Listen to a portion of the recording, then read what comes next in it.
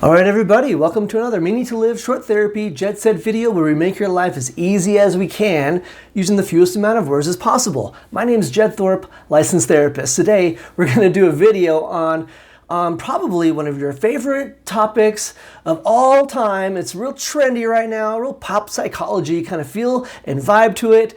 I'm going to blow it up. Let's talk about love bombs. Stay tuned.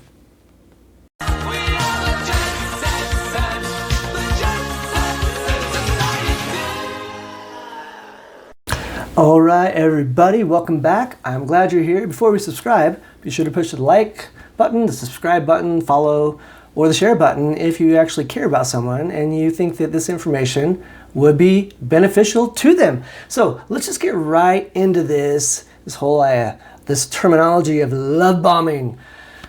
Man, hasn't pop psychology done a great job at giving this idea traction? Originally, this wasn't really as cool and as sexy as it is now because it came from a religious organization back in the late 1970s. Coined from a religious organization. What makes it cool now and why people have really gotten on this bandwagon is they've connected it, pop psychology, right? They've connected it to narcissists. So right away, people really get a reaction from this term narcissism. Ooh, narcissists. It's almost like they're the superstars of bad boys and bad girls, you know what I mean? So that's how this whole love bombing even got any traction. It's been around for 40 years. You haven't heard of it until the last 5. Why? Because it wasn't until the last 5 where it got pinned to narcissists. Everybody loves to be a good victim, and narcissists are a great scapegoat, really, of someone who did somebody else wrong. So anyway, I digress. Let's just get into what the original definition was of love bombing. Are you ready? You're not gonna like it. It's basically when you're trying to persuade someone to like you via giving them affection or attention. Oh no, that means, original definition wise, that means everybody is probably the cursed love bombers. You know what I mean? You know what? I'll even go one further. You might not like this at all either. Let's have some fun. You like Ryan Gosling because he was the biggest love bomber of all in The Notebook. Look at that show. Hey, listen, maybe you think you're a victim, but really, watch out. You want to look at a real victim of love bombing? Julia Roberts' Pretty Woman. So, man, everything has their perspective, and you've only heard about this recently. It's all over now. Whole pop psychology thing. You've only heard of this because they've attached it to narcissists. That's it.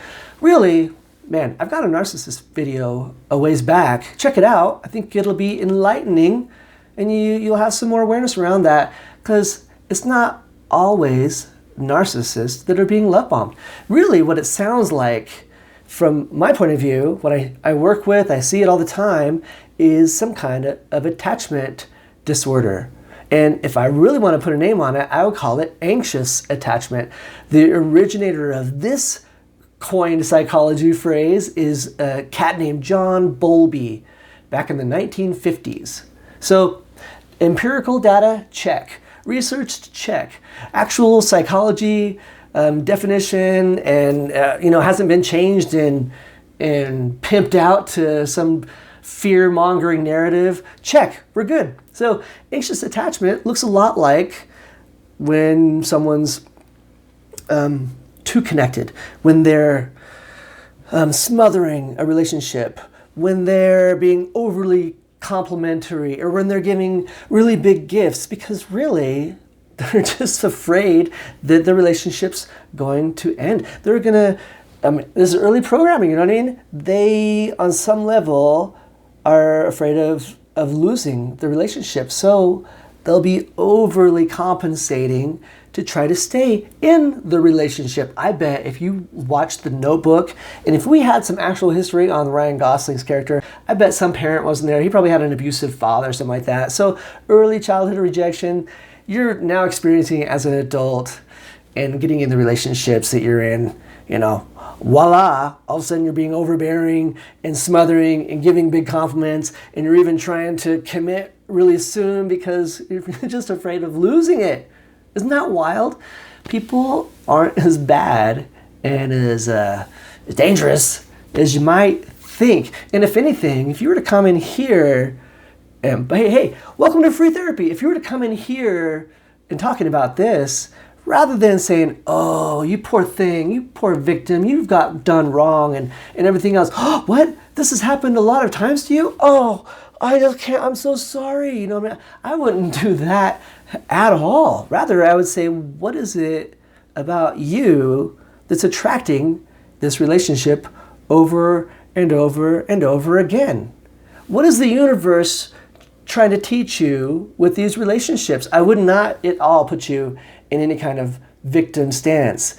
But man, doesn't that really just give people, they feel empowered when they're validated that they're the victim. Isn't that wild? It's just a weird thing that happens, and our culture is unhealthy. So I'm glad you're here. Let's get our culture a little healthier. I'll even go one further. I'll do a whole series, a video episode series on attachment theory and how your early relationships in life, man, your programming early on is being, you're leaking it all out on your relationships in adulthood. It's good stuff. But that's what this is. Get off that fear train. You know what I mean? It's gotten some good traction, but really, I think people are they're just attracted to being a victim. I don't know why. It's a real, here, let's just go one further. You know, back in the 40s, there's a real pull yourself up by the bootstraps mentality. You know, overly independent, overly I don't need help, overly that kind of thing. What we've done on the pendulum of mental health is we've gone from an over not feeling emotions and, you know, compartmentalizing and intellectualizing and I don't need any help to a real opposite end of I'm now the victim, I can't do anything by myself, it's not my fault, I have no accountability in this. You know, complete opposite spectrums. What you're doing right now by watching this video and hearing actual evidence-based information and not, you know, some religious organization connected to narcissism narrative of fear. What you're doing now is what we're going to do is swing right on back to a healthier place, right in the middle, you know, or closer to the middle, and that'll happen with just knowing what's going on. So that's it. That's the Jed said. You're not a victim. If you're getting into this relationship over and over again, it's not because you have bad luck. It's because you're attracting it. And by the way, that's the only reason why this fear-based narrative would have gotten so much traction at all. It's hitting people right here. They just don't know why. And they're adopting this belief system that's just not true. So this is the fact. I'm glad you're here. I'm glad you've watched it the whole way through. This is good information. I'll put together a video series on attachment theory and we'll lay it out because the more you know awareness-wise, the better you can navigate the potholes of life, man. We do operate a lot on our subconscious, and all this is bringing your subconscious into your conscious. You're bringing up your awareness, and isn't that great? Let's keep doing it. Check out more. There's information on my website, www.meaningtolive.com. And until next time, awareness up.